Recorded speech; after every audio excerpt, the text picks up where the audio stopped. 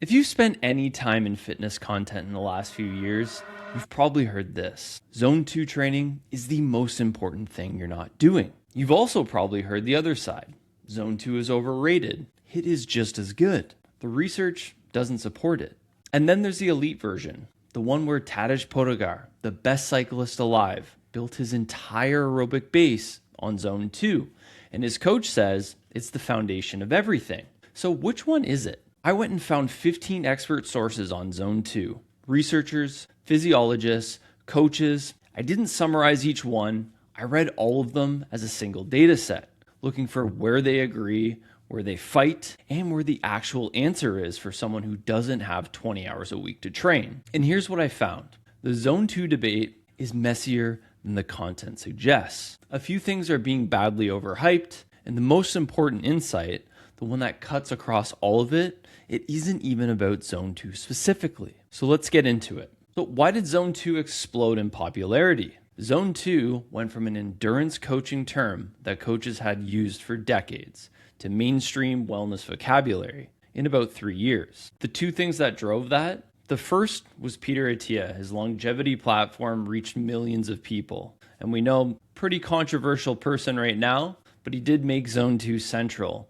to his performance and longevity framework. VO2 max as the primary predictor of lifespan, Zone 2 as the tool to build it, and that's the framing that spread fast. Second, Dr. San Milan, the physiologist who works directly with Pogačar, his interviews went viral in endurance circles because the science he described was genuinely compelling.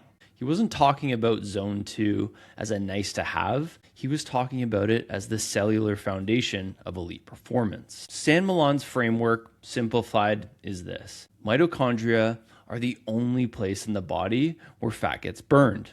They also clear lactate by using it as a fuel. They're densely packed in slow twitch muscle fibers. Zone 2 training targets those fibers and develops both fat oxidation and lactate clearance simultaneously. And that chain is real. The physiology is solid, but somewhere between San Milan's lab and your Instagram feed, a few steps got dropped. And the result is that a framework designed for endurance athletes training 20 hours a week got repackaged as universal advice for everyone. At the same time, VO2 max became the headline longevity metric. The data behind that is legitimate. There's research showing up to about 80% reduction in all-cause mortality, comparing the highest VO2 max performers to the lowest. Zone 2 got bundled into the VO2 max conversation. Even though the relationship is more complicated than that, Zone 2 doesn't primarily build VO2 max. That's not its main job. More on that in a couple of minutes.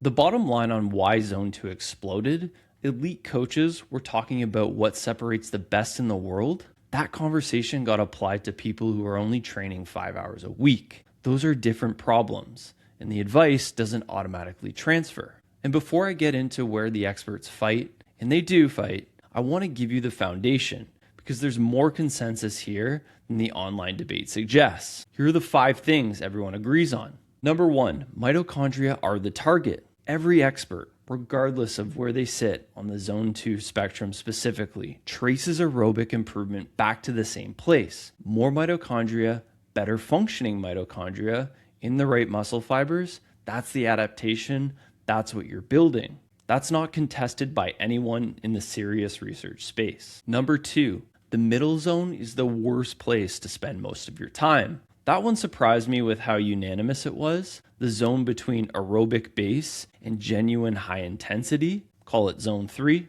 tempo, sweet spot, moderate effort cardio, multiple independent experts from completely different directions all land on the same conclusion. That zone is metabolically ambiguous. It's too hard to maximize your aerobic base adaptations, and it's too easy to drive VO2 max ceilings improvements. It accumulates fatigue without delivering the specific return of either extreme. Dr. Steven Saylor, who's one of the most published researchers in endurance training, studied elite athletes across swimming, rowing, running, and cycling. When he categorized their training sessions, he found roughly 80% below the first ventilatory threshold, genuine low intensity, and roughly 20% at or above the second threshold, genuine high intensity. The middle zone was almost always absent. He calls this polarized training, and his important point is he didn't invent it, he observed it. It's what the best endurance athletes in the world were already doing before anyone gave it a name. One elite coach quotes, he says it perfectly.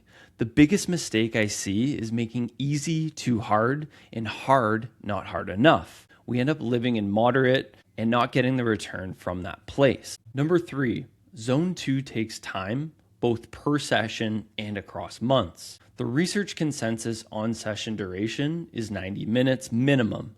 The specific adaptations being discussed, the fat oxidation improvements, the cellular changes San Milan describes, start to occur earnest after sustained effort, not in the first 40 minutes. Saylor has research showing that adaptations that happen in the 3rd and 4th hour of a long aerobic effort are different from what happens in the first 2 hours. You can't skip ahead. Across months, the timeline is equally uncompromising. The cellular machinery San Milan describes, particularly something called MCT1, which I'll explain shortly, requires months of consistent base training to develop, not weeks and months. Number 4, you need both Zone 2 and high intensity. This one's important because Zone 2 conversations can make it sound like the goal is to just do more slow training. It's not. San Milan is probably the strongest Zone 2 advocate in the research I went through.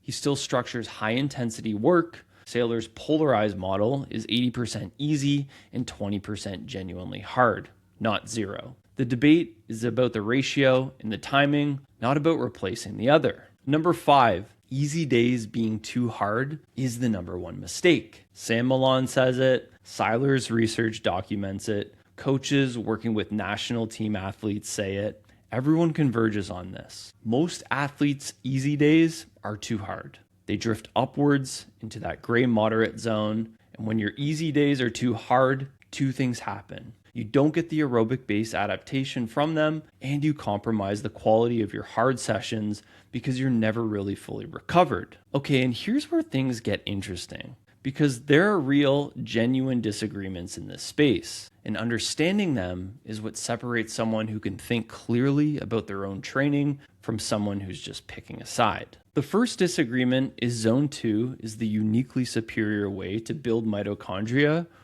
or just one valid option.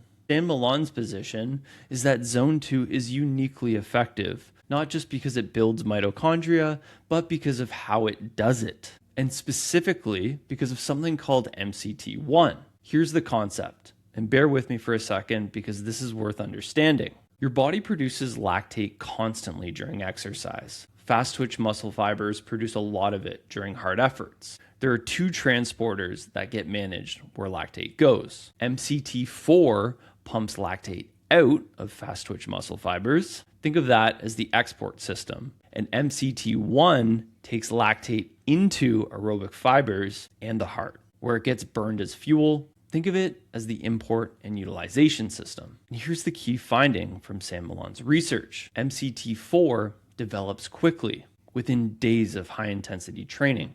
Your body upregulates the export system fast when you train hard. MCT1 requires months of aerobic base work to develop. It doesn't respond to intensity, it responds to sustained aerobic training. San Milan tested a masters athlete who had trained exclusively at high intensity for years. They had great MCT4 and almost 0 MCT1. At an intensity that should have been comfortable below his threshold, a moderate effort, his blood lactate was 7 to 8 millimoles per liter. His fast twitch muscle fibers were exporting lactate efficiently, but there was nowhere for it to go. The clearance system had never been built. Kind of sounds like me when I started CrossFit. And that's San Milan's case for Zone 2 being non-interchangeable with HIIT. Dr. Martin Gabala, who is one of the world's leading HIIT researchers, has a different take. His lab's research shows that matched doses of HIIT and continuous training produce similar mitochondria content increases. He's not arguing against Zone 2, he's arguing against the mitochondrial stimulus from HIIT is real and substantial, and that in time-matched comparison, HIIT holds up. And here's where I land on this disagreement. These 2 positions are less contradictory than the first appear. If you separate mitochondrial quantity from mitochondrial function, It can build mitochondria quickly. Both researchers agree on that. What HIIT may not develop is the specific operational capacity Sam Milan describes. The MCT1 system, the sustained fat oxidation machinery, the clearance side of lactate equation, it's the difference between having a powerful engine and having a complete fuel system. The honest answer, this debate is genuinely unresolved in the literature. Sam Milan's MCT1 framework is compelling. Gabala's matched dose data is real. For serious endurance athletes, the case for Zone 2 is very strong. For the time-pressed people, the HIIT evidence is more relevant. The second disagreement, does the research on Zone 2 actually mean what people think it means? There's a paper that got widely cited a while back arguing that Zone 2 is overhyped. It pulled studies showing HIIT produces superior adaptations. The problem, that paper defined Zone 2 as less than 45% of VO2 max. 45% of VO2 max is a gentle walk. The actual research consensus places Zone 2 at 60 to 80% of VO2 max, depending on where your fitness level is. Those are completely different intensities. The negative findings about Zone 2 in that paper were findings about walking, not Zone 2. Most Zone 2 studies also use 30-minute sessions. The adaptation pathway researchers are actually interested in start to materialize around 90 minutes. A 30-minute study isn't testing Zone 2's primary adaptations, it's testing something else. The implication is important. When you hear the research shows that Zone 2 isn't special, you need to ask what intensity they actually used and how long the sessions were. Most of the time, the study tested something that isn't in Zone 2. 3 specific things in the Zone 2 conversation are being overstated. And I want to be direct about each one because they're shaping a lot of what people are actually doing in their training. Overhyped claim number 1, Zone 2 will make you lean. This is probably the most widespread misapplication of Zone 2 science. Zone 2 improves fat oxidation, your body's ability to use fat as fuel during exercise. That's a performance adaptation. A well-trained endurance athlete at high power output may still be burning primarily fat,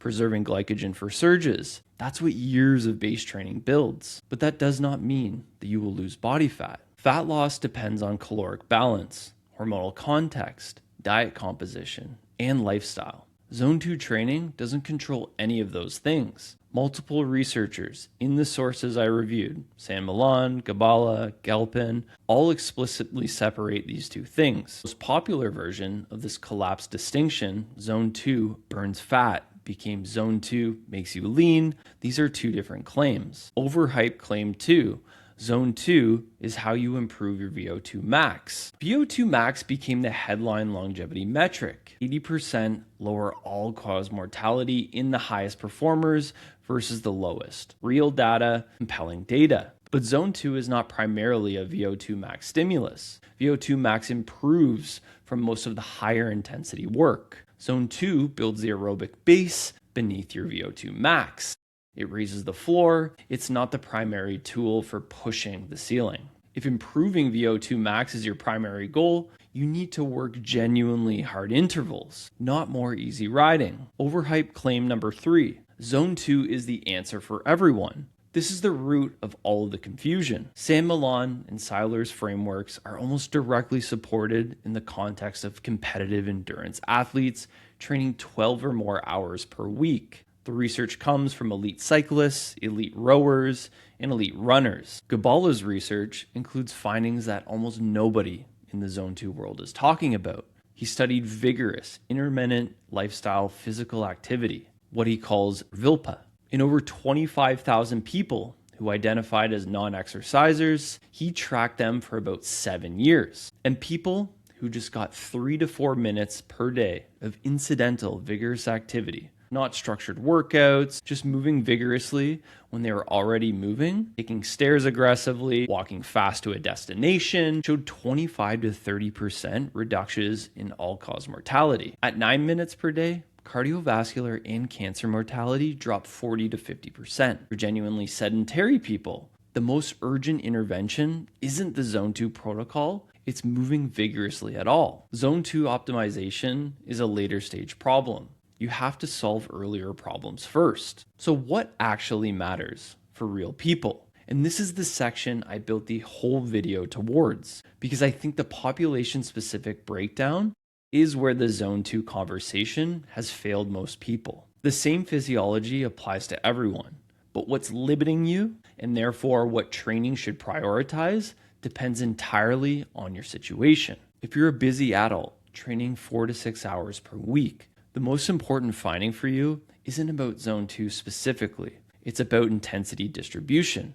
If every session you do is at a moderate effort, somewhere between comfortable and uncomfortable, you're in the zone that produces the least return per unit of time. You're too hard to build your aerobic base and too easy to push your VO2 max ceiling. For your time constraint, the structure that works best is this: 2 genuinely easy sessions, 1 genuinely hard session, not moderate, not somewhat challenging. Easy means conversational pace. Hard means near maximal effort for short efforts with full recovery in between. And the hard sessions matter more than most people realize, because it's what maintains your VO2 max. And VO2 max is the number that correlates strongly with the longevity outcomes you care about.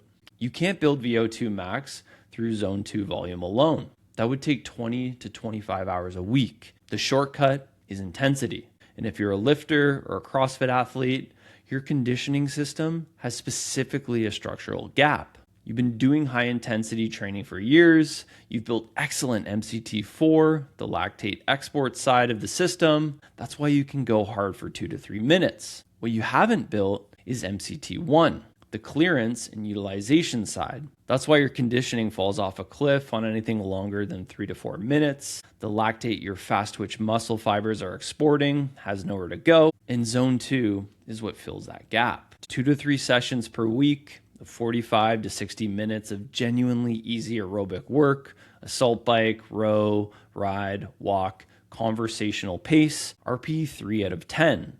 It will feel like nothing. That feeling is the point. And it takes about 10 to 12 weeks minimum before you notice the changes. Patience is non-negotiable here. If you're a master's athlete, 35, 40 years and older, here's the counterintuitive one.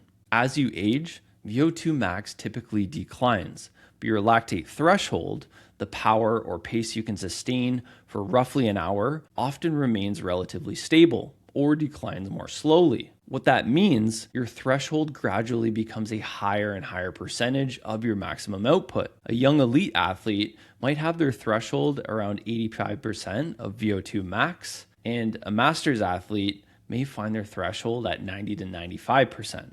So the gap above threshold, where surges, gear changes, and race accelerations live, gets squeezed towards zero. Athletes describe this as losing their punch. The ability to change pace disappears. Tactics become difficult. Any effort above threshold drains the tank almost immediately. And the common advice, slow down as you age, do more easy work, makes this problem even worse if it means neglecting one training signal that can fix it.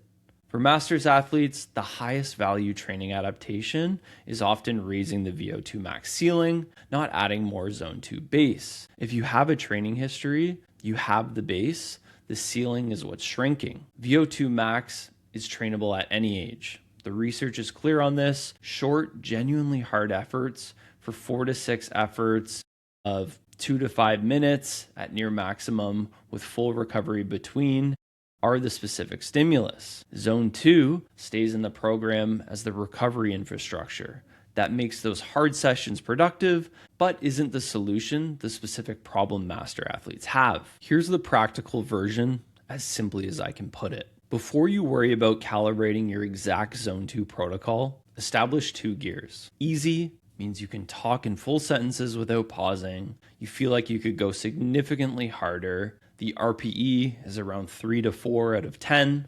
And hard means near maximal. Sustained efforts, RPE 8 or 9. You're working hard to hold the pace or power. If every session is somewhere in between, that's the problem. Fix that before anything else. If you're adding genuine Zone 2 work, 45 to 60 minutes is the floor for general aerobic benefit. 90 minutes or more is where the zone 2 specific adaptations the research describes really occur. One longer session per week, 90 minutes to 2 hours at a truly easy effort, carries a disproportionate share of the aerobic based development for your whole week. Don't negotiate it shorter. 1 to 2 sessions per week where you reach your near maximal effort and take full recovery between the intervals. 4 to 6 efforts of 2 to 5 minutes with equal or greater rest.